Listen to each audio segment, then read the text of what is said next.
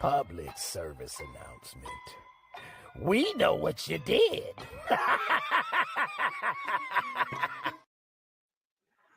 Yeah, we do it. Don't do it no more. That just sounds like a setup for a serial killer type movie. Well. It's the ATL Sports Endgame-Run-It-Back, or in our case, run you over. Oh, Run you over. So tonight, I have the all-star squad. For where you come from. oh. It's a different world. Where you come from. And that is Mad Mike off of his ginseng. That's it. He's back, people. The senator has taken his no-dos and ginseng. I'm back, goddammit. I mean, not 100%. I'm still falling like crazy, but goddamn. Oh, thanks for sharing. I mean, Mike. Sometimes you gotta let go. Sometimes you gotta let go and let God. You know. Shit, I can tell my part story too. Goddamn it. Better out than in, I always say. I'm trying to tell you now. Before natural. Before I get to my brothers here, we have a special guest, one of the fam. He ain't been seen in a minute, but he's here. Y'all know him as the Almighty Fresh. Fresh, what up? So clean. Yo, what's good? What's good, everybody? How everybody been, man? It's the freshest to be back. of the fresh. That's the it. Freshest of the fresh. So fresh and so fresh. Yes, fresh and so clean. Ain't nobody dope as him. He's so fresh and so clean. So fresh and so fresh. So now we gonna get to my brothers on the panel. We got 6-man K-Styles, aka I-Man. My Tiger Style will defeat your Dragon Fist. Thank you. I really like to try it, your Tiger Style. Whoa. Next to him, you know him. You've seen him. It's Mad Mike Sportz, aka the Senator. I'm taking our royal bow. Taking his royal bow, some shit, Michael. Make sure it ain't from your bows. Now, below me, y'all seen him earlier today. It's the OG, Mr. White. Mr. White, OG, triple OG. That's so Sam. Another time. Y'all gonna learn what unanimous means in this gap tonight. And then we have the coach of coaches. I told y'all that's Paulie. You don't talk to him out loud. He talked to us. We relay the message. It is Coach Unchained. What up? What's up, everybody? Let's do this thing, man. Let's do it. All right, I'm going to get to these people in the chat. Y'all came in here. We thank y'all for coming to see us. We sure do appreciate it. We got pole position. We got Jared Bowie. We got King Treyway. We got Sherman Wood. We got Georgia, Texas boy. We got Brian Peoples, ATL Leo, Joseph Thurton. What's up, family? We got engine number 9, Mr. Dixon here. What's up, man? We got Miss Sonia Howe. Hey, Sonia. Look at it. We got Diamond Honey 81. Hey, Diamond, how you doing? No. Diamond Honey. Diamond Honey. Diamond, how you doing, baby? How you doing? Honey pat. We got Deshaun Caswell. What's going on? We got Tony Wright and Dre Murphy. All right. Let's cut all the formalities. We hit a gut punch y'all tonight. It's going to be long, and it ain't going to feel good. Oh. Right. Right. Coach is a fucking pervert, y'all. Hey, Mike. Look, Coach. You don't see how Coach is chill. Coach been on that hooch tonight. Not yet. All right, man. Look, y'all done heard in the news all of the foolishness all week long, but I got one question to ask for you, and this is courtesy of K Styles. I gotta take my jacket off. Shit. Falcons, what's in your wallet? Now, now, shit. Okay, hot. it appears to me, and I don't know if my brother's good with me, but it appears to me right now we some window shoppers because we ain't got no money. So, May, take lead on this right here. What comes to mind when we ask this Falcon community, what's in your wallet?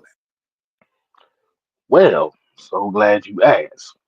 Well, we're looking at a situation right now as the Falcons are going into the off season. $11 million in the red. Broke bitches. No, swear. There you go, Coach. Coach simplified it. We broke. Broke. But we look, we slim broke this time. Last time we was big back broke. Yeah. Now, as a lot of people were clamoring for a lot of these players that may be on the trade market, i.e., Myles Garrett.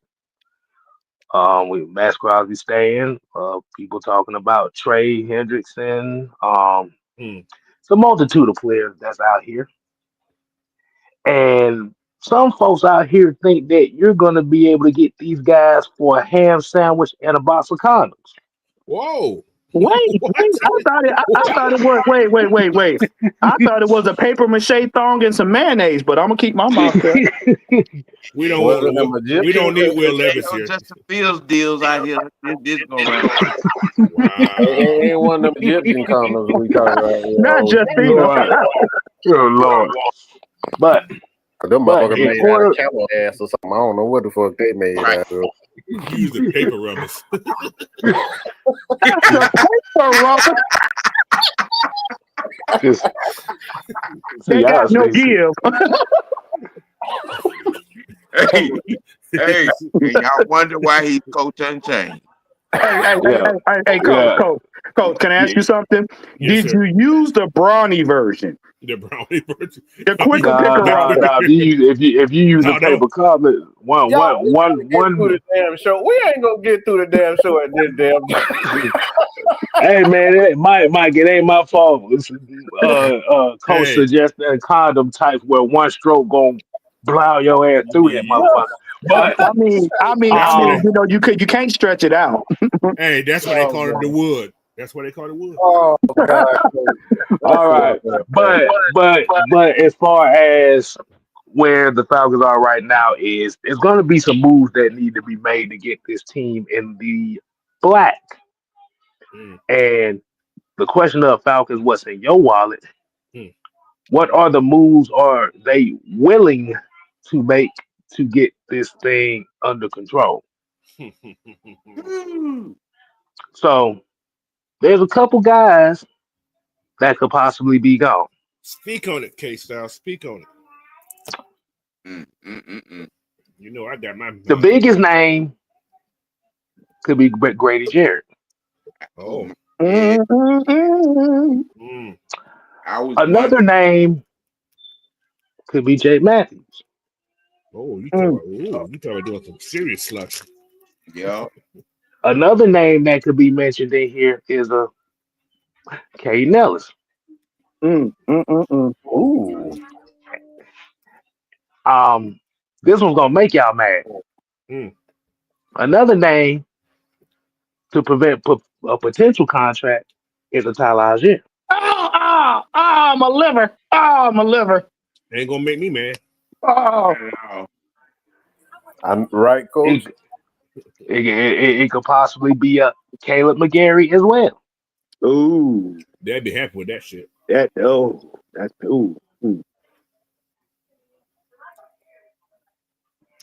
But we have one issue. In order for us to get the off season under control, we have to deal with one. And I'm gonna use OG's catchphrase for this one person? Bart Simpson. Swag surf. Swag surf. I would sing a song, but I'm not gonna sing it. Out of respect to the ladies on here. So I wanted the dish that one off the OG so he could finish that up with the Bart Simpson comment. Well,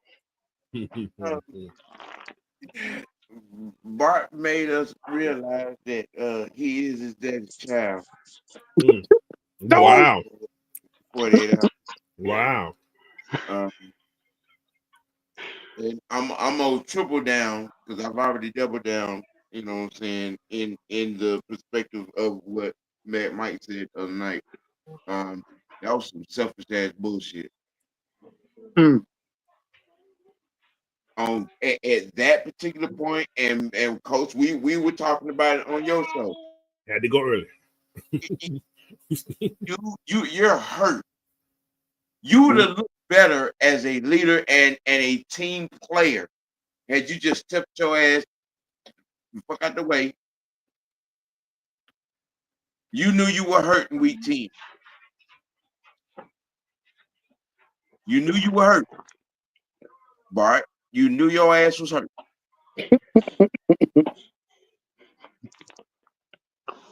And you got them dope ass damn daddy over him. Who I honestly I think they was in this shit together. But I think the problem was when the decision was made after the Vegas game. Here's where you get the unmanaged attitude and feeling wrong.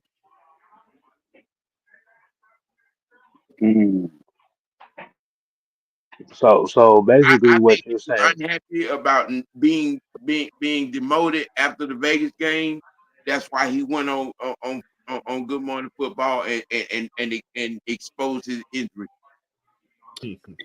So basically, what you're saying is this was Marcus Mariota all over again, but at least he finished the season. Well, you know what, Fresh. I want to get your take on this because I know you probably been sitting back watching the chats, watching on X. You know what have you heard from the Crash Out crew? What's your thoughts? My thoughts is, it's just Raheem Morris is just showing that this front office might need to be changed up a whole lot more. Because why is this dude here? Why is he here? I feel like we have a deeper problem than Raheem Morris. We have to address that front office and get some people up out of there, shift some guys around. Something got to be done up there because we're going to keep getting hires like this, and it's just going to keep happening. Hiring is just going to keep getting these type of guys, and it's like it's a real trickle effect. Okay, some guys moved around up there. And some last little minute bull crap happened. Then we get Raheem Morris. And then now Raheem Morris brings Kirk Cousins in here. And then some funny business happened with them. Now we got Kirk Cousins doing this other dumb little stuff. So it's just trickling down. It's just really showing like these guys are really embarrassing the logo, pretty much.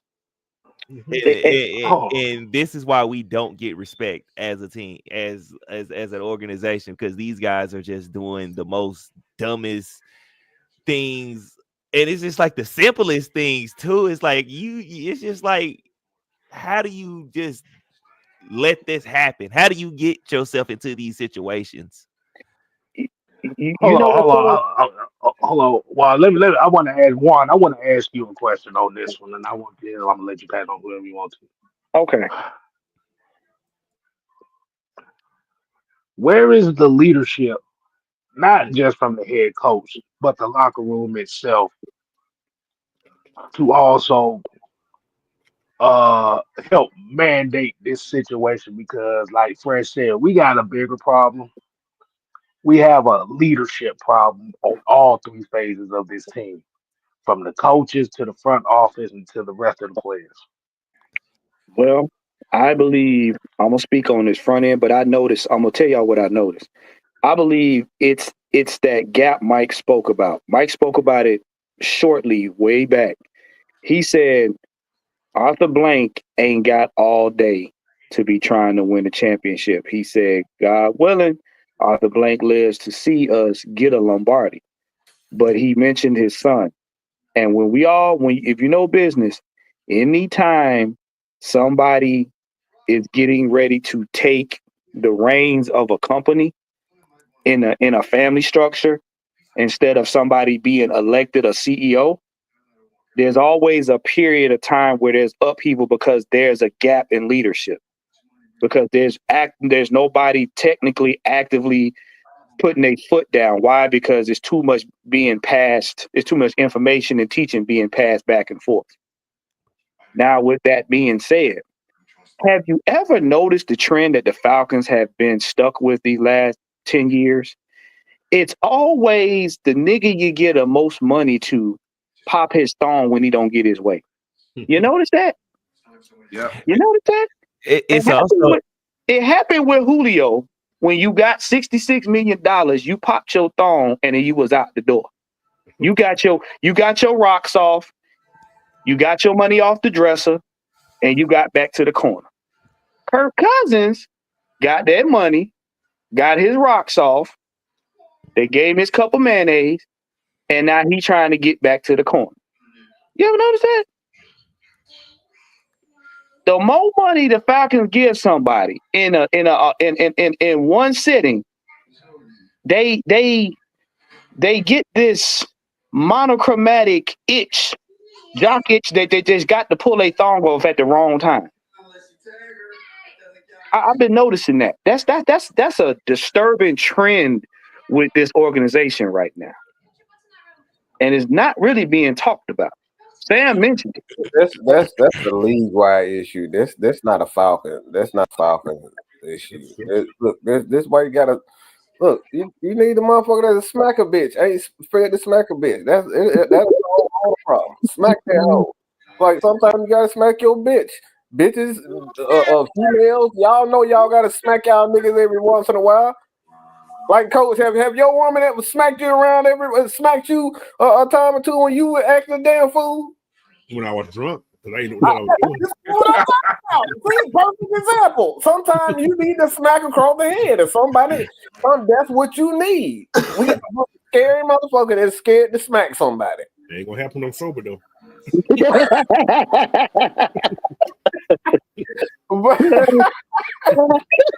that's the point.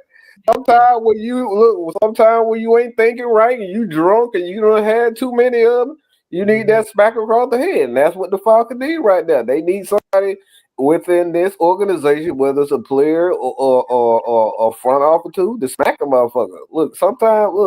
Sometimes Mike need to be smacked around. Look, hey, bro, you tripping, motherfucker. And Sam, we don't already see. I'll give you a perfect example of this. I'll give you a perfect example. This I don't know how many years this was. Maybe 2 years ago, I'll say. But so basically, I was getting threatened by quite a few people at the time, and one of these motherfuckers decided that they were gonna call my motherfucking phone with the bullshit. And well, I wasn't necessarily thinking clearly. So what I did, I called the motherfucker back and I threatened to kill him. This is alleged. This is all alleged. No, it's true shit. It's true. I went to the police office to get that shit straight. All right, so the police already know about this. So I cover my ass. But I threatened to kill that person. I called them and I threatened to kill them. And the police officer told me when I got the information, he was like, "Hey, you was well within your rights to do so." So I'm good by that. But like I said, like these are situations where. Like Sam told like Mike, what the fuck is wrong with you? Are you fucking nuts? You need these type of people around you to put you in place. And right now, we got a bunch of scary ass players and a scary ass front office, man. That they afraid to put these guys back in their place. Mm-hmm. Everybody want to be best friends and we want to go to the Gucci store together and all that bullshit. Like you need to be guys back in place. So Mike, what you trying to say is we got an organization of the gobble on gang. Mm-hmm. basically. Yeah. In other words, upon further review, after I said it 3 weeks ago on calling Arthur Blank a coward by not firing at them Bart and Homer. Upon further review, I was right. How many years he signed? Then Raheem signed 4 years. You said what, Coach? Then Raheem signed for 4 years contract. I think so. Yeah. Signed for I 5. think it was 4 or 5. I don't know. Yeah, $12 million a year. I think he did $12 million. If I'm not mistaken. So you mean he gonna hang out with us as long as the damn Cheeto is in office, nigga? I can't do it. He got 5 games. Right. That's what we thought about Arthur Smith too. I'm gonna give him 4 games. Look, I'm gonna give him 4 games and a field goal. And like I said, the thing is, like you said about Arthur Smith, the difference is with Arthur Smith is we had a team nobody thought was going to win more than 3 games. That's true too. Yeah. Because what they were saying, what was it, 2-15? That was the running. We had the worst team we was ranked the worst team in the NFL at that time. But this right here, the old stuff with Kirk Cousins coming out and everybody kind of talking about injuries and who's lying and all this stuff. The expectations is high. The expectations are high. It is going to be high from a lot of people. So this gonna be his get it or get the fuck out year right here. And that's gonna be coming from a lot of the higher brass. And go ahead, Coach. Think about Kirk Cousins also. That didn't just start in that 10th game. That started when the day Michael Penix was drafted. Yep. Yep. His whole demeanor was to, okay, I'm not gonna let this rookie take over my job. That's the mindset. That's why he kept lying to Raheem. So I can play. And Raheem believed that shit. Raheem ain't had no choice though, Coach, because that's the man he brought in here with. Well, he had a choice. However, another people who was at fault is that damn training department. They should have said some shit too. Yeah. So we all put a lot of blame on Raheem, but if Raheem getting messages from the training department and they're saying that Kirk can play, what in the world? What the hell playing Arthur? I guess that was the coach was about to cook song right there. I wasn't expecting that. But yeah, it's just the point, I don't know. It's just strange, man. Raheem should have been more aware. And like I said, also if the department in that training department said Raheem he can play, and Raheem played him and he still kept seeing it, Raheem's at fault to a degree, but a lot of this is on Kirk. If Kirk paid those guys and man tell them I'm okay, we don't know. Like me and Sam were talking about earlier. He could have paid those guys in the trade department and say, man, I'm all right. Here go $2,000 or whatever, just a number throw out there. We don't know. But you know what, Coach? You might be right, because I mean, let's be real. It is hard to see over them 4-foot chicklets when you chewing gum. You can't see if your quarterback hurt. Wow. He had on high heel shoes with those capris. That ain't got nothing to do with them chiclets. You can't see over them things if they glued to your lips. When you got stilettos on, you should be able to see over a lot of Look. Them capris was probably too tight. I think Kirk just took advantage of Raheem Morrison's competence. I did too. Of course. Now you talking in the right sector. Yeah, I agree. So when did Bart outsmart Homer? It wasn't. Now Bart was smart. The day he signed. The day we lost that draft pick when he told him that. Yeah, I was talking to him before I signed the damn papers. Oh yeah. That's when he knew Raheem was trying to be his buddy. He would do anything. He would have did anything at that point to try to make him happy. He would have did anything to make Kurt happy right there, and Kurt took advantage of it. Of course he did. You do it once, you know what I'm saying? It might seem okay, you know what I'm saying, but and then twice and nobody pays attention. Third time, you got to understand it's a fucking trend. Right. Kurt showed us who he was in the beginning when he came in the door, Bingo. and nobody paid attention to it. He ran off at the mouth. He can't keep nothing. He couldn't hold the water. Can't hold water. Kurt showed us who he was, and that just being the real of it. And I admit myself, I looked the other fucking way. I thought about it and looked the other fucking way. Yeah, I can admit I did too. He showed us who he was when he came in the door. A real slick at the mouth. Well, what did they keep doing the first 5 weeks of him getting here? They kept showing him on the airplane, shirt off with that chain and that nasty them nasty teeth in his mouth. That's what they kept showing. They kept showing it. His little pale, ashy behind. Now that raises the question: how much culpability does that take off of Raheem? Maybe a couple hours. I don't think it takes none off of him, just for the simple fact that the suggestion of him being here is Raheem. Right. That is true. But I'm just all right. No, Sam. But I see where you're going with this. But I think where it comes down to is what we've been saying is he could pay off people saying that he hurt, but I'm not blind. You not blind. Ain't Right. nobody here blind. Saw that shit on the field. And Yeah. who the fuck signed off on this shit? So in other words, it's almost like if you look at it, he basically stayed in Raheem's ear, and this is just my opinion. He stayed in Raheem's ear to be say, hey, listen, I can get us to the playoffs. Point blank, period, based off the fact that my season was cut short. We was on a roll in Minnesota. I can get us to the playoffs. I don't believe Penix is ready yet. That could have been a conversation, not the conversation, but it could have been a conversation. Because you had to kind of shade the young man in order to keep him where he was at, so that you could keep playing. Right, what you're saying. If Raheem came out and initially said, "We've seen all we need to see from the young man, he's good."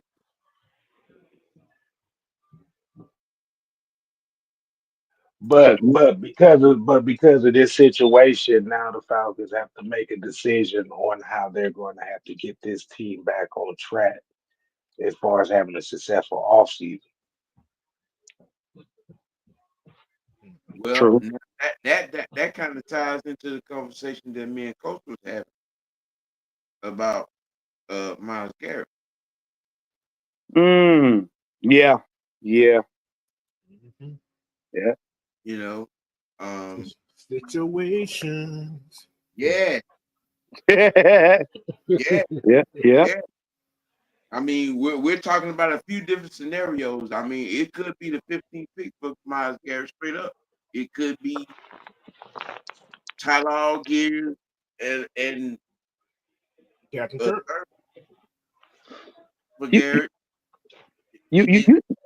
Well, Sam, hold that thought. Hold that, because It could be Kirk and Allgeier and that 15th pick for Garrett.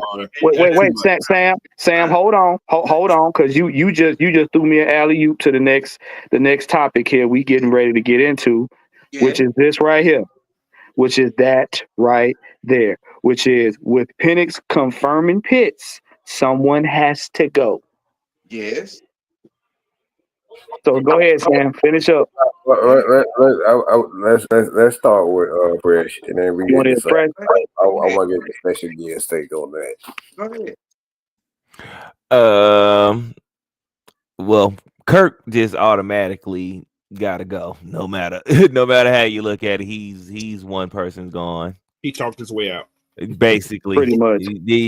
So you can automatically throw him in the bucket. I would let Anyamata go. I would let Tyler Algier go. As much as it would hurt, I would let him go ahead and find some value and go ahead and get me something for him. Who else? Who else can go? Shoot. Down there, the whole free agency list can go to me. Everybody can go. That motherfucker said, "Let everybody go." He did. I would let Anyamata go. I would go try to get Kinlaw. He's younger and he might be still cheaper. And he's played up under Well, you pulled it. And who's the linebacker up there? Well, they got him short to come to Atlanta. I just seen an article like 5 minutes ago about it. Yeah, I will take Sherwood, and I will let a Nate Landman go on about his business. I mean, yeah, I'm agreeing with that. A player that I would look at if we create some money and we can add something to the defense. I don't know how you guys will feel, but I would take a look at a Chase Young. He'll be a free agent. You got to get skinnier. That motherfucking neck fucked up though, so I don't know. He had to get that done. I'm sorry. The only thing about Chase Young, we got fucking Zach Harrison. It's the same damn person. I didn't think about that conversation. We're sort of ignoring some of what we already have. Yeah. Now, with that, one thing, OG, real quick. I would want to find a way to re-sign Drew Dalman. Bro, say it again. It's like he is inside my brain. Say it again. Say it again, Fresh. Yeah, that was something I was trying to get off too. I will find a way to try to re-sign Dalman. I will try to find a way to. Honestly, I was trying to find a way to keep that offensive line together. Period. Fresh, again with the snipers. I said that to K Styles. Mike, did I not say that? I said the one thing the Falcons are gonna have to do this season is make sure that O-line don't have holes in it, because you need to protect your franchise quarterback above all else. Yeah, I definitely think if they start poking at that we're going to get a beat up Penix, and that's what we don't need. I rather that above all things. I want that to stay together. But do y'all think Darman's gonna want that cash? Because he gonna get paid. But like you said, that's going to be the point where they're going to have to start making some moves to try to compensate for that if he's going to be the target of free agency. You got to put him. You got to put a tender on him just to save yourself. Right. Now, the one thing about Dalman, one thing that makes me comfortable if Dalman leaves is that we do have Lepford, our offensive line coach, and I feel like he can definitely coach up any lineman we get in here and keep that offensive line together. But it do still take chemistry amongst the line, you know what I'm saying, to get it going. But the only thing about that I have caution about, and it's something Sam been harping on all year, they got tape on him now. So he's going into year 2. Even though he played a couple of games, he's going into year 2. So he's not an anomaly anymore. And you need the guys on that O-line that kind of gel together, because they're going to be more apt to protect him. Because if you got to coach up a center, unless he's been in the league a few years, you basically staring down the barrel of a gun. It's only a matter of time. The difference with a Penix is that it don't matter if you know what's coming. He has the arm talent to make anything, to make a regular play look like an impossible play. Those are the things that you can get away when you have it outside. See, it's like Bijan. Everybody know Bijan more than likely gonna go to the right side of the offensive line. We know that, but can you fucking stop it? And that's the thing with Michael Penix.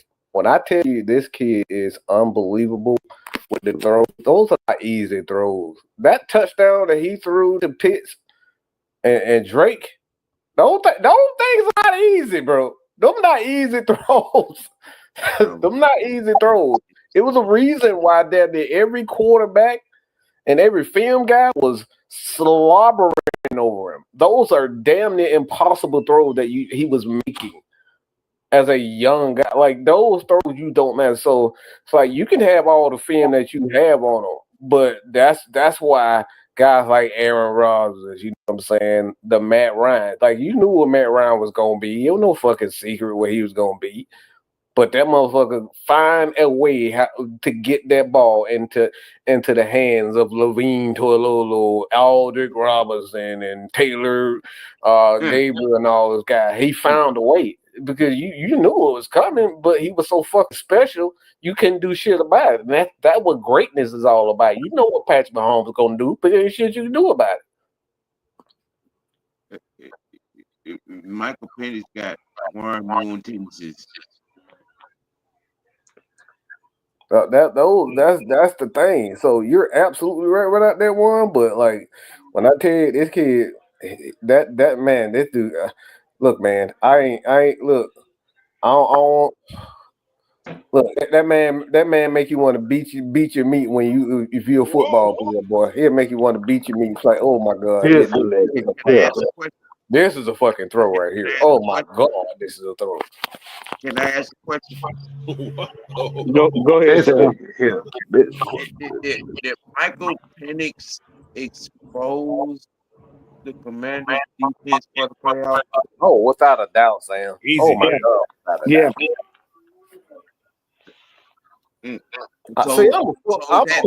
That raises a secondary question because those three games. Now we had this conversation the year previously.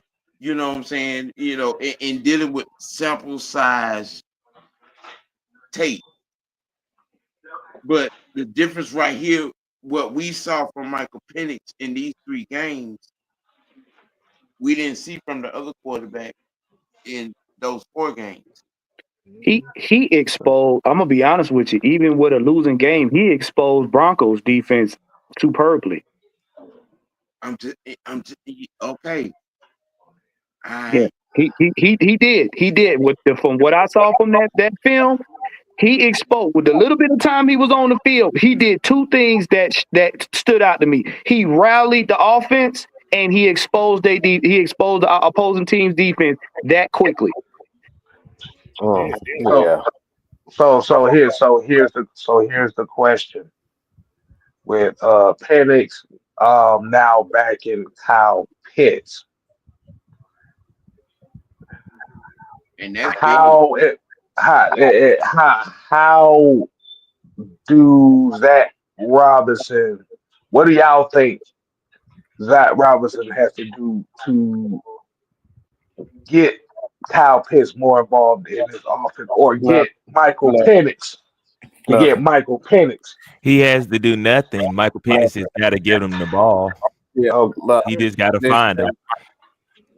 Now the reason why I'm saying Zach Robinson is this going to be one of those instances where they may have to start implementing him more so in the short game as well.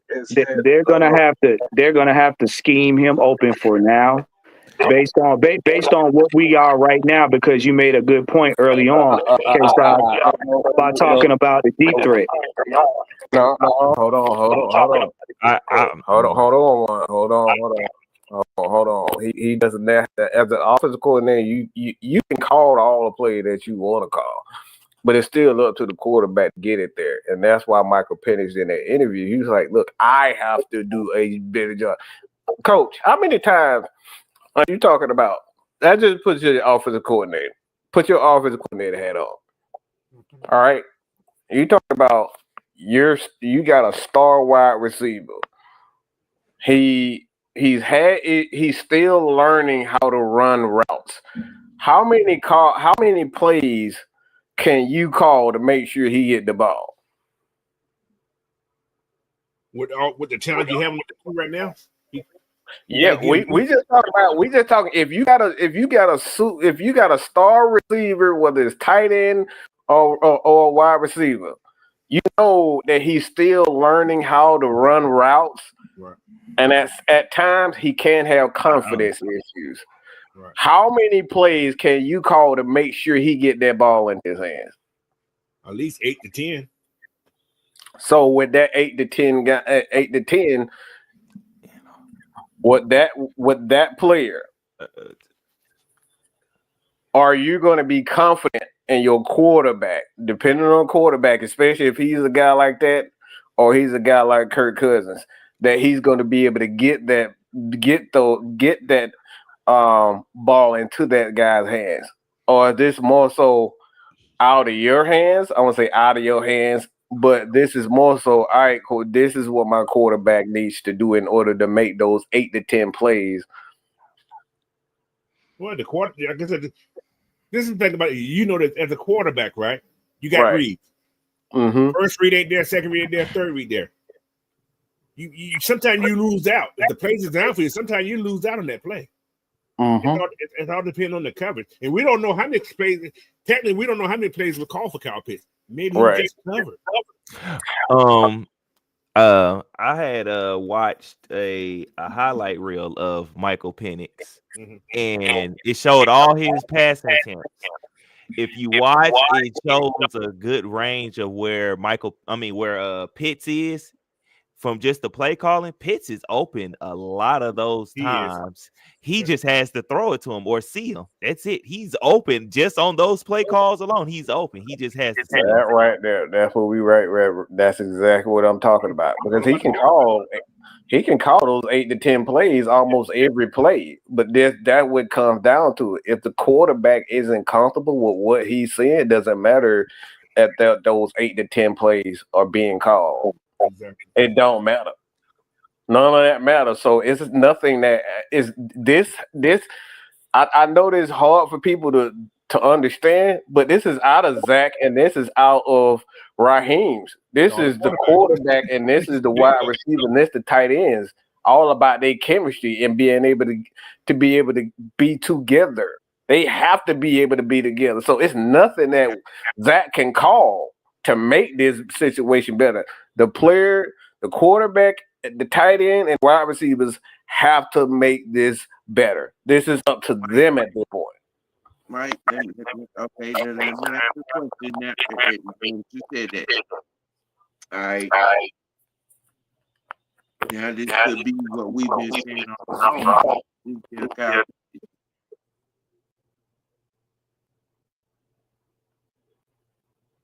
Hold on, say it again.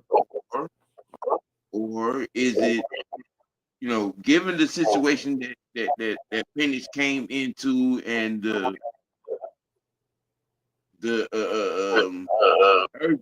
urgency of the situation, because it could have been combined with, in most situations, I'm trying to get downfield, and it could be combined. Maybe Penix Kyle Pitts wasn't doing some shit that he was supposed to do. I think I see what Sam is going with. The one thing I like to add to that is too. Remember, it was said, like Mike said, this was the offense for Penix, but I believe right now by Kirk having played with them for so long, it's kind of like set up more or less for him. And Kirk kind of Kyle Pitts out himself, just ignoring him on the field. I'm gonna be real, man. The more that I think about it, I think Kirk kind of fucked this offense on purpose because it's sabotage. Mm-hmm. We were talking about. I know exactly where you was going with it, and that's why I was like, because there's no, reason why I've been passing goddamn ball to Ray McCloud. Yeah, that's true. To Ray McCloud that much. It ain't no fucking excuse for that. None. That's Rufus, boy. If he ain't never 22, Kyle open a lot. You're right. Kyle was open a lot. He was open a lot, bro. He was. Hey, He was doing this on purpose because if you go back and look at his time in Washington and Minnesota, bro, he never threw to his fifth and fourth wide receiver that damn much ever. And all of a sudden, he get to Atlanta, he wanted to throw to fucking Ray McLeod and all these guys. Right, And bro, you know what else makes that strange? If you paid attention to the media, I mean our social media channel, they made it look like him and Kyle Pitts had a real connection going on during training camp and whatnot. Him catching over Jesse Bates and all this other stuff. I'm like, well, look at his mannerisms after that catch where Kyle Pitts had to flag him down in the end zone. That tells you everything you need to know. Because if you look at his mannerisms prior to that throw, Kirk was looking off to his right. Kyle was to his left. Kyle had to wave his hands like, yo, I'm open. And then Kirk, he kind of gradually shifted to the left and threw the ball. If Kyle hadn't waved his hands, he wouldn't have got that ball. Now, Juan, remember in the chat the other day, what was I alluding to?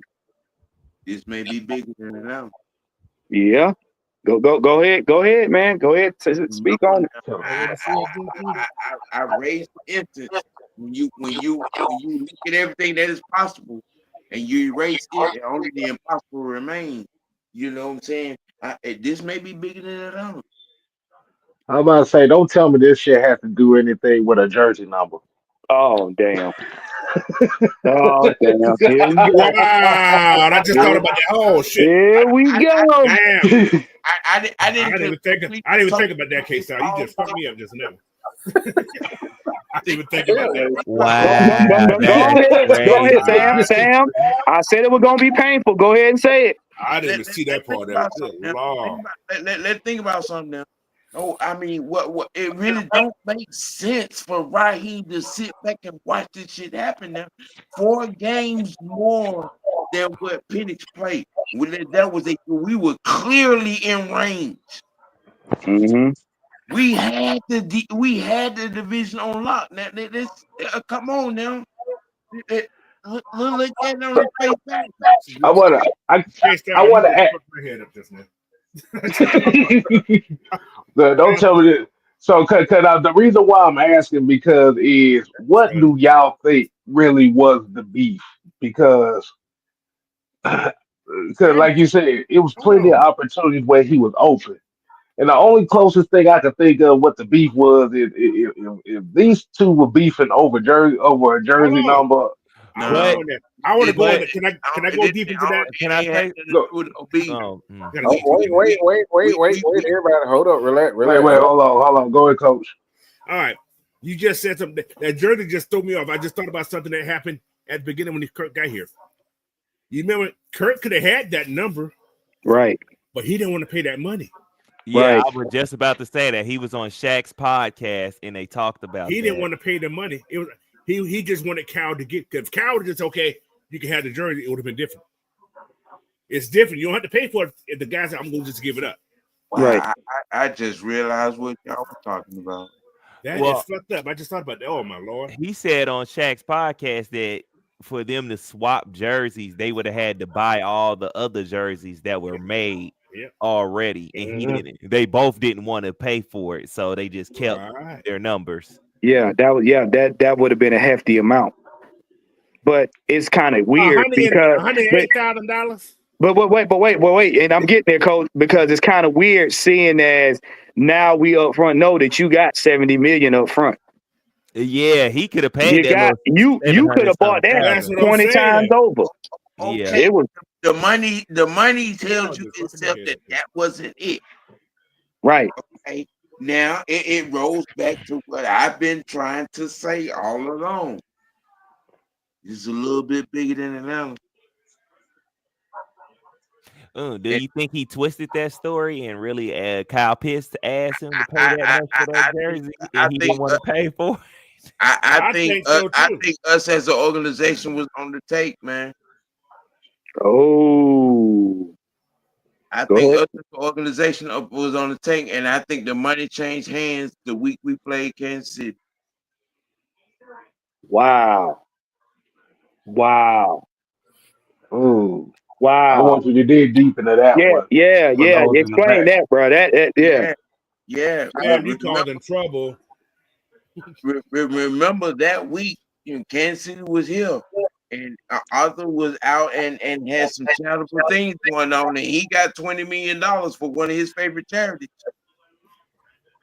So you mean to tell me you trying to say the Chiefs paid for that game? No, I think Chiefs paid for the season. Oh, Wow. oh, I mean, I mean, Mm. I get it from our standpoint, but like paying for Mm. something that just doesn't make it doesn't make sense, to be honest. For one of It's Arthur's a good favorite story. charities, a I $20 mean, million Arthur don't. donation. The thing is, Arthur don't need. Look, I get it. I get it. We're upset about that particular, and I'm not disregard. That play and the car has nothing to do with what it's just I pay attention to the monies. Again, they don't work. Look, you talking about one of the founding fathers of football. The Chiefs organization don't need our money. That's for one. No, but the NFL. I get what you're saying, Sam. But the thing is, they were already the Chiefs before. They don't need this. If they were to, what I'm saying is, if that were the case, you think that Atlanta Falcons will be the last stop for them to be doing this? They'd be paying people all fucking year for this. Yeah. So I hear it, but if that one thing is not gonna stop, because it would have to be one of them situations like what the Patriots, where the Patriots is going around the league just fucking everybody over. We're one of the most talented teams to not make the playoffs. Why? Motherfucker, we know why. Distractions are a motherfucker. I like I said, I get it. I just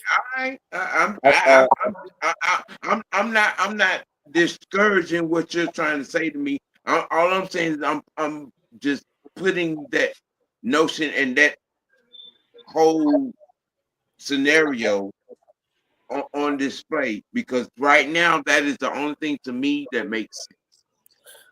Now, with that being said, I'm gonna go ahead and jump into this last topic, and we can further expound on that, which is what do you have? What do you have? And so, ain't no 20 million. That like you talking about a billionaire, 20 million to chump change for him. And how did a billionaire get to be a billionaire? Free money. It ain't look. It ain't no goddamn $20 million. No $120 million one time ain't gonna do that. You got to bribe them. You got to bribe them with more than $20 million. Well, to be honest with you, I don't think the Falcons on the take though. I don't think they was on the take. We just I'm gonna put it like this: if you want to become a billionaire, you're gonna learn the art of relationships. At some point, you're not gonna go straight making money and become a billionaire. Not in these days and times. You're gonna have to have relationships. But this last topic right here, what do you have? What do you have? So I'm gonna open this up for you guys right here in terms of where we are right now with what we know with Kirk, with Kyle Pitts, even into the free agency, even with this dead cap.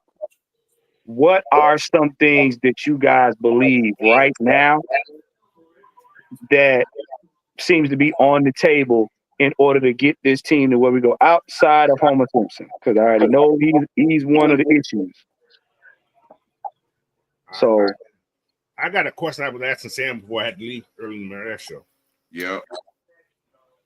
I'm gonna put the scenario on the table for you guys. All right. Just imagine, like this is scenario. We get rid of Kirk. And we bring in Myles Garrett's in the house. We got Myles Garrett. All right. Okay. We still got the number 15th pick. All right. What's the chances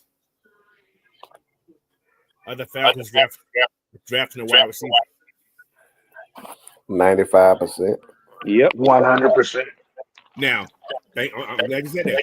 So, with that being said, you guys didn't mention this guy's name. Mike said it a couple weeks back. That's a chance, Darnell Mooney, because he's hot. He may be gone. Right. Right. I can see that. Now, with all these, I gave samples of people who will probably be in that 15 range. There's a chance you're gonna have Markel Williams there. Right? There's a chance you may have Starks there. That's a chance. There's a chance you may have Jalen there too. That's a chance. So, Coach, in a roundabout way, are you trying to ask the question: is Darnell Mooney going to be our free agent move? He could be. And one more: if there's a wide receiver there, I can see us drafting the kid from Ohio State. Coach, look, I said that. That's exactly. I said this about a month ago. Yeah, you did. I said this about a month ago.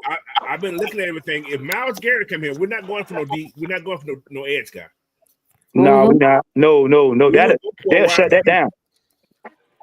Yeah, they'll shut that down. Ain't gonna be no. He's the edge guy. If you get him, he's the edge guy. So yeah, that's where the league is going, y'all. The league is going where it's going to be offensively dominated. Yeah. Do you think they'll try to trade for a receiver? Not if you can get that kid from Ohio State. Well, K Styles made a very interesting point. We were talking. He said with Penix, well, we know with Penix saying he got to get the ball to Kyle Pitts. Kev and I was talking about if we go get a wide receiver that can take the top off of defense to make it just that much more easier so Kyle can just float around and do what he got to do without getting bracketed. It opens up everything for everybody. Right. Can I ask another question? What if Michael Penix said about Kyle Pitts doesn't matter and he isn't here? Huh? Say that again, Sam? No. Basically, what he's saying is, what if Michael Penix still wants Kyle Pitts, but Kyle Pitts still get traded anyway? It don't matter to him. He ain't had a chance to play with him anyway. So yeah, he going.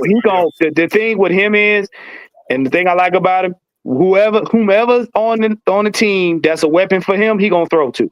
But see, now, remember the tight end conversation we had a couple of weeks ago, though, Warren, when we were talking about the other two guys up under Kyle Pitts in his offense. Right. Well, Sam, you got to think about one thing. Look, you got to think about it like this.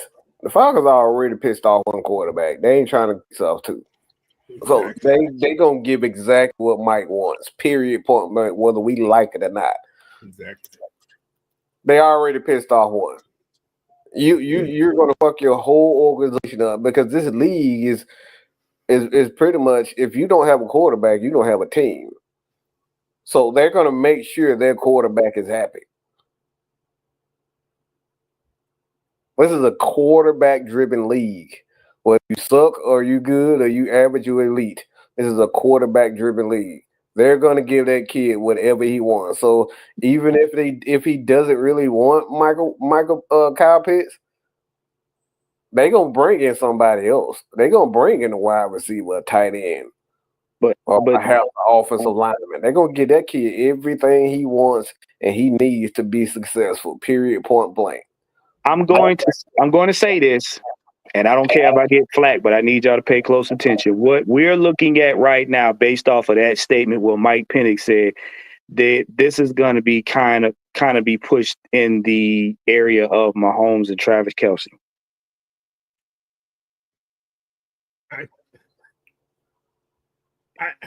Think about it. He's referring more so about the relationships, though. Yeah. Not the play, because they're totally different players. But if you look at the way it's beginning to shape up, because remember now, all of the weapons on Kansas City before they started switching stuff around.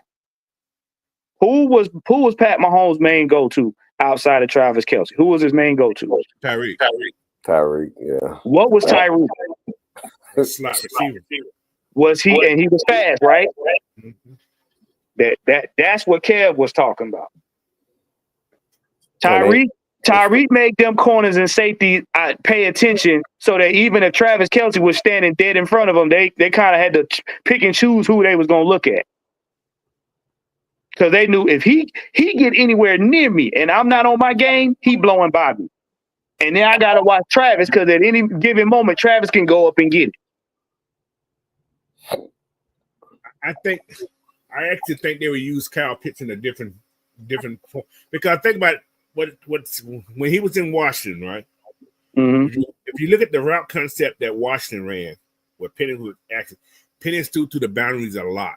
His receivers would get everything on the boundaries. You didn't have that inside stuff. Right. They did throw to his tight end a lot. He threw to his tight end in Washington. He wasn't no big name guy, but he threw to his tight end a lot in Washington. Yeah. Now, he wasn't getting no 1,000 yards like those receivers was getting, but his tight ends were very effective in the red zone.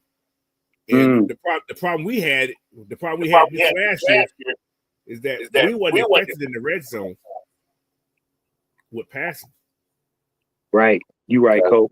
Until Penix got in there. Exactly. Until Penix got in there, that's when we got affected. But we weren't very good, especially in passing. Yeah, because we literally would get down to the red zone. We make 2 pass plays, wouldn't work, and then we'd have to force the ball in. Or we'll have a tight end throw a tight end pass to another tight end. That was awesome. So I'm hearing this. So I want to throw out a worst case scenario in this whole situation. What if they trade Kyle Pitts and don't replace nothing or get another wide receiver? They're gonna live what they got in the house already. So what would be the feeling around if Charlie Warner and Ross Dwelly were the tight ends 1 and 2? Don't start that shit. Kev, I'm gonna tell you, it's gonna run through Bijan and Tyler.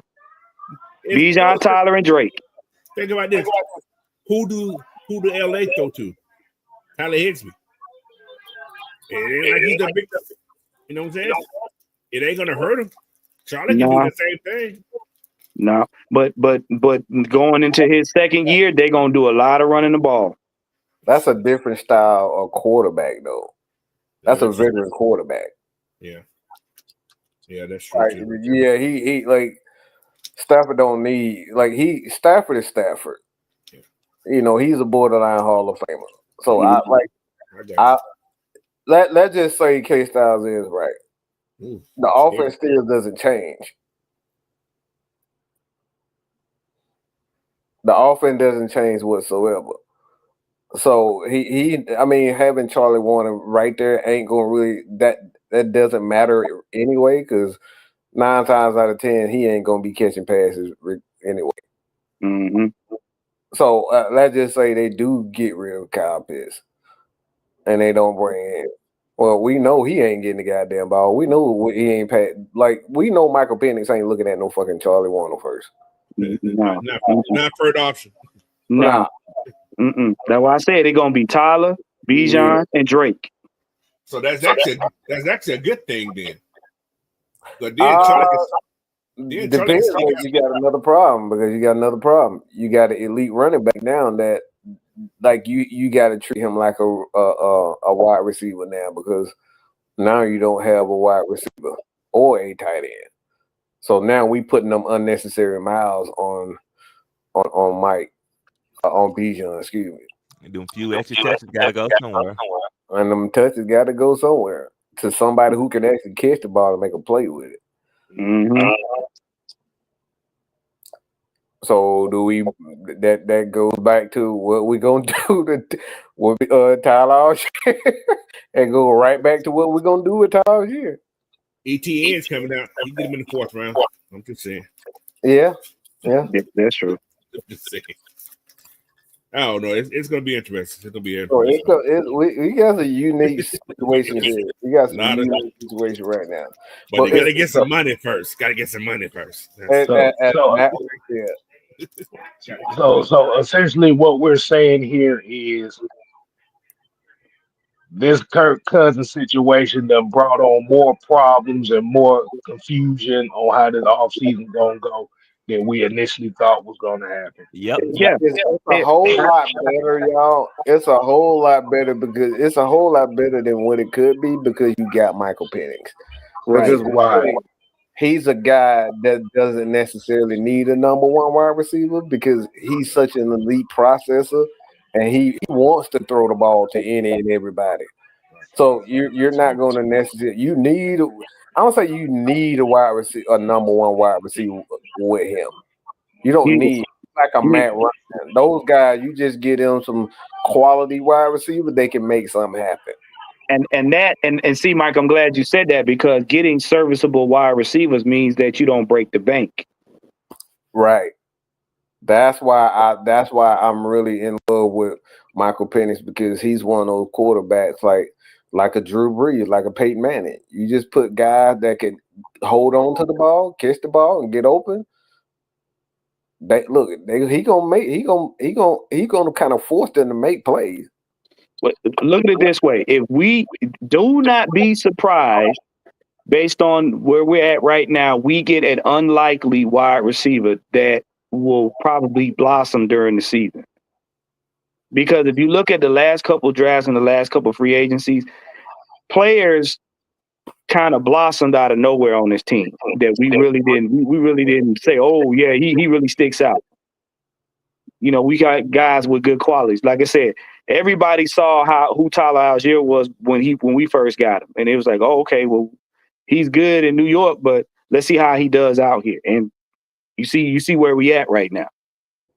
Right. So don't be surprised because this Kirk Cousins situation just basically took the focus off of the entire defensive BS we got to deal with for now. Michael Penix has the ability to open up just with his abilities alone. He has the ability. He has the skill set to open up at least $20 million of this of finances just with his ability because you don't have to spend hella money on these wide receivers on it. That's the great thing. That's what Matt Ryan did for him, and that's why. When you look at the defense side of the ball, we kept going out and giving fucking $20 million to motherfuckers like Derek Shelby and shit like that. Like, he was opening up all the money, but we weren't doing nothing with the fucking money. Now, Georgia Texas boy got a question. He said, if we trade Mooney, how y'all feel about Washington opposite Drake? He's the possession guy. He's not going to take the top off him. Nah, he's not going to take. You need that goes right back into what the issue is going to be. Now, somebody who can take the top off is Chris Blair can. I mean, he's already on the roster. Yeah, that's what I'm saying. But you know, that's probably a possibility right there too because him and they have a great connection when they were in the preseason last year. So they didn't get a chance to develop it fully, but you know. And that goes to what I just told Mike. You may, like you said, remember K-Styles had to remind me of the tight ends we had. He's like, listen, we got a lot of guys on this team that can do what they do if they get the opportunity to. So Terry, he may get rid of somebody you may not expect, but we may in that draft. Like I said, the draft gonna be the icing on the cake because a lot of the players that we acquired did not play this season. Your top 5 wide receivers are Caucasian guys. I'm just saying, tight ends. See, I know you because the one thing I will say too is I know y'all kind of talked about if the wide receiver is a possibility in the draft. I know you talked about the kid from Ohio State. I'll be kind of perplexed and intrigued if Bijan ain't putting the bug in their ears about the kid from Texas. I thought about that. I thought about that. Easy third round pick. Mm-hmm. Look. They've been showing his highlights quite a bit. You know who I would get for Bijan? I mean, for Penix, I would get Tez Johnson from Oregon. Ooh. If you go watch him play, bruh's a lightning rod. Listen, I'm gonna tell y'all, we're not gonna bring a brother tight end in no more. We're gonna have a white tight end. I'm telling y'all now. I'm telling you. If we bring in a new tight end, I want the boy from Penn State. This is how a white man plays the tight end position. White tight end. White power. White power. But let's think about this. Most of the black tight ends that we do have in the league are very athletic, right? Mm-hmm. They don't have to work twice as hard to get to that development stage of these white guys. These white guys work so hard and they perfect their skills. Yeah, That's why they're all so good right now. Black guys can, the brothers. always they rely too heavily on their athleticism. Exactly. So they don't give you the extra up of working out for getting that position.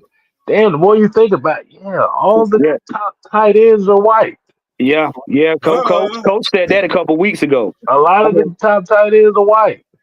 Matter of fact, Coach, you said it on the other show you was on with me. Yeah, you talked about that. Yeah, because they have to work twice as hard because of the athleticism. Well, not all of them. Nobody's a Brock Bowers. He's out of this whole category. Right. He's a different breed. He's an anomaly. The rest of them have to work twice as hard. And a lot of those guys who are tight ends who are playing these positions now, they was all quarterbacks too. Think about it. Yeah, that makes sense. Because quarterback, you got to understand the game in ways that your weapons don't. You know where those guys gonna be at. So that's how you get in those zones. Our boy Washington from Georgia in Washington. Might be the best blocking tight end in the league, but you ain't gonna know it. See, he don't get the ball enough, but he will throw your ass out the club. Mm-hmm. Clean out the club. No, Jimmy Horn. I looked at his tape. No, I thought I liked him. So have y'all established the fact that that kid Donnie Smith out of Georgia, you don't want him nowhere near this team? I don't want no motherfucker Georgia. No. Sorry, Georgia. Sorry. Look, they're going to sat down. They're sat down now. What the fuck I saw the last 2 years. Now, if we draft him, is he gonna bring his hands with him, or is that so separate? The fact that you had to talk to that young man and had use his hand as an add-on, no sir. He may get lost. It may get lost in Hartsfield Jackson. Nope. Oh, so those are sold separately. I'm gonna have to go buy him some of them. Right. The reason why old boy left and went to Miami. I'm just saying. No, don't tell me he the one that chased Carson Beck out of damn Georgia. Man. Bobo. I'm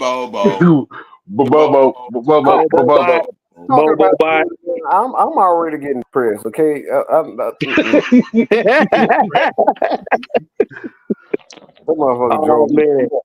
Sorry, Cap. Shit. Look. We're a little bit over an hour, man. We gonna get ready. Take a couple questions and then we gonna go ahead and wind this down. But before we do that, Coach, man, what you got going on tomorrow morning on the Bird Feeder? Tomorrow we're gonna talk about possibilities of people who can come to the Falcons, as well as mock draft. Sam's gonna do a mock draft tomorrow, supposedly. Mike, okay. I'm gonna have to talk to you. I'm gonna try to get you on one day too. So I'm gonna let you know that. Right? I will. Okay. Fresh, man. What you got for people, man? What you got coming up, man? Let them, put your plug in. Let them know where they can find you. It's your boy Fresh on YouTube. You know what I'm saying? Fresh World Anime. That's my anime channel, and Fresh Football Talks. Also, Coach, I was gonna pop up tomorrow morning with you. Okay, that sounds good. And I'll do a draft. We can do two. Both of y'all can do one. I won't do one. Y'all can do it. Yeah, I'll be there. All right. So, all right, man. Look, you guys drop your comments in the comment. You drop your questions in the comment section. Let us know, what's going on. Make sure you guys like, share, and subscribe to all of my brothers on the panel. 6Man K, Mad Mike Sports, Mr. White, Coach Unchained, Fresh, myself, Mr. Tactician 78. Make sure you stay tuned for the shorts. And Sam, do you think you might have a specialty going on today, sir? Don't ask Sam that. Don't ask because I already know what he gonna say. We gonna keep that as a secret, Samuel. So don't spoil that shit. Shut up. That's a special, okay? Don't give it away. He's so special. Well, He know what I'm talking about. Have you heard the lollipop man? The lollipop man. The lollipop man. leave it open. Leave it closed. That's my headphone. Secret, y'all. All right. Dre Murphy got a question. He said, would y'all bring back Rondale Moore with the injury he's had last year, though? I'm good. I don't see him. Hell no. No. It's over with him. Come on, sit on the big comfy couch. Kirk Cousins on the screw ruined it for me. I don't want no injured motherfuckers coming down team. Yeah. Mike having PTSD. Yeah. Hey, but man, look, right quick. I want to do this right quick and give a shout out to all of the newly inducted Hall of Famers for class of 2025, especially Sterling Sharp. Man, shout out to you. Well deserved, sir. Well deserved your time. And the fact that you and Shannon are the first two brothers in NFL history to be inducted into the Hall of Fame. So, hey, man, once again, shout out to y'all. I know a lot. It's how you say trickling out, but like to give them their shine or whatnot.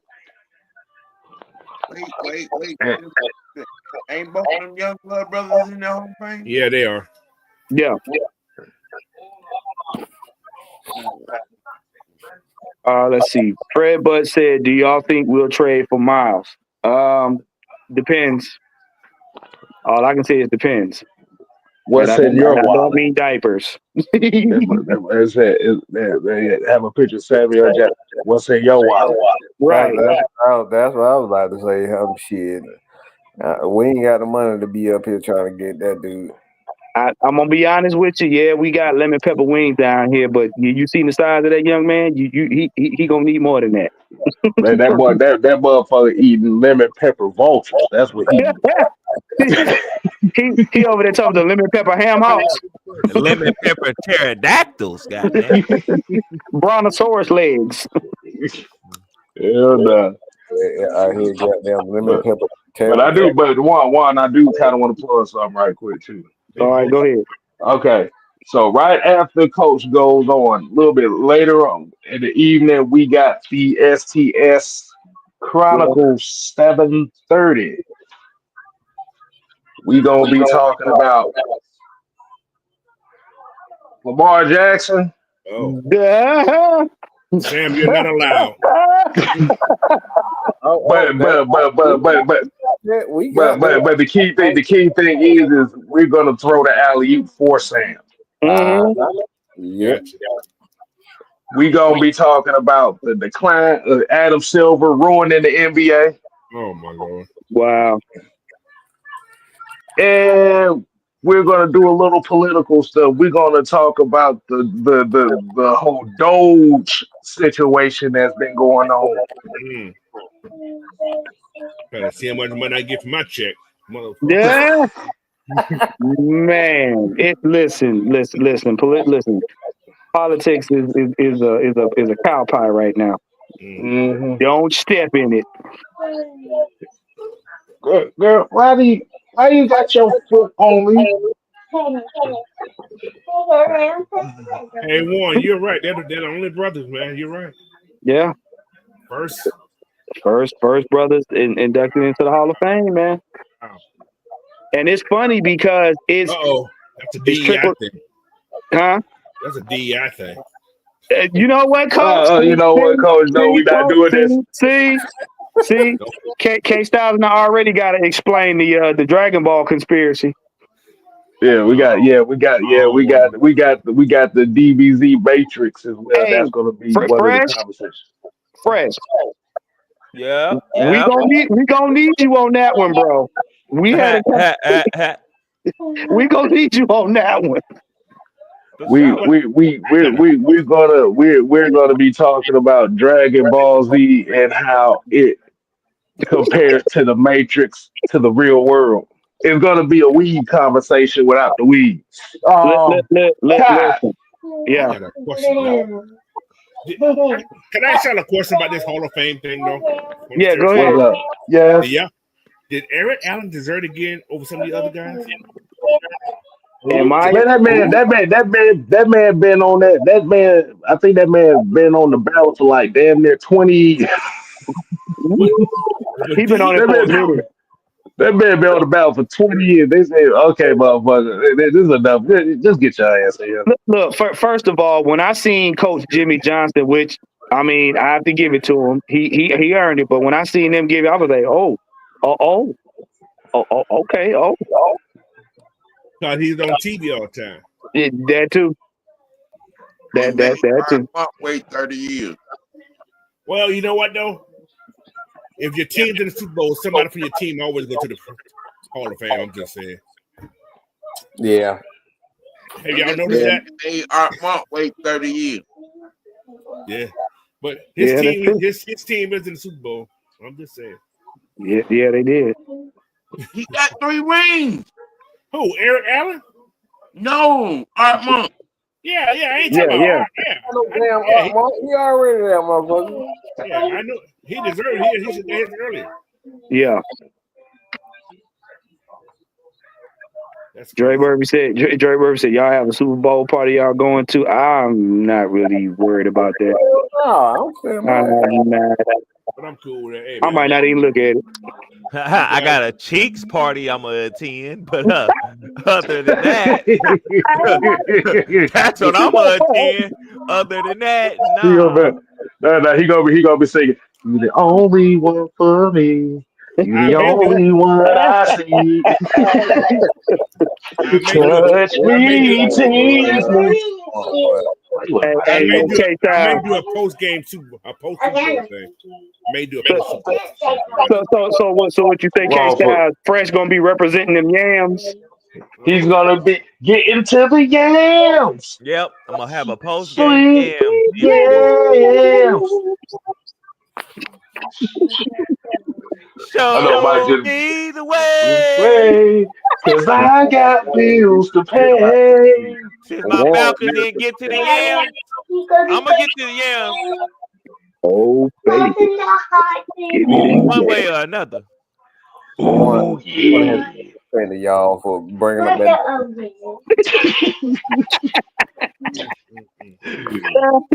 All right, look, we make Mike's blood pressure go up.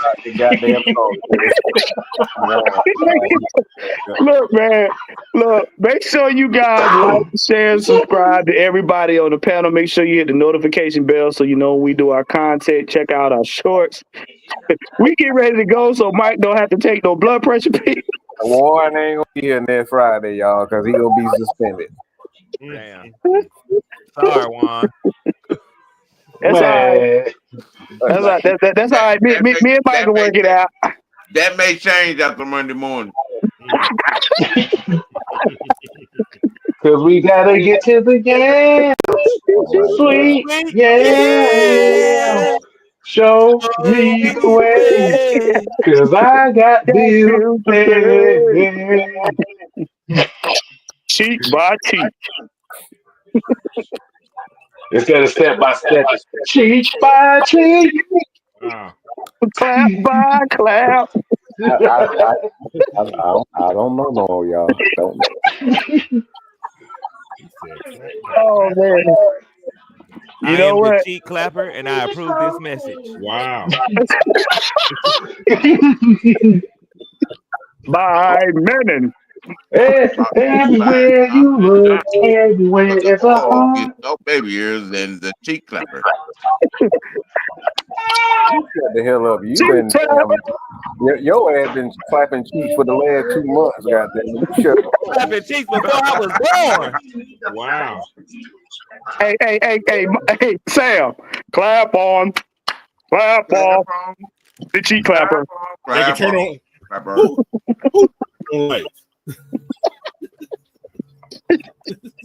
Walk in the room, the light goes off.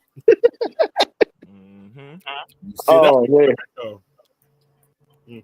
You know what? Let's go ahead and end the show before we hit the 1099 portion of the show. We all getting fined for this, so fuck it.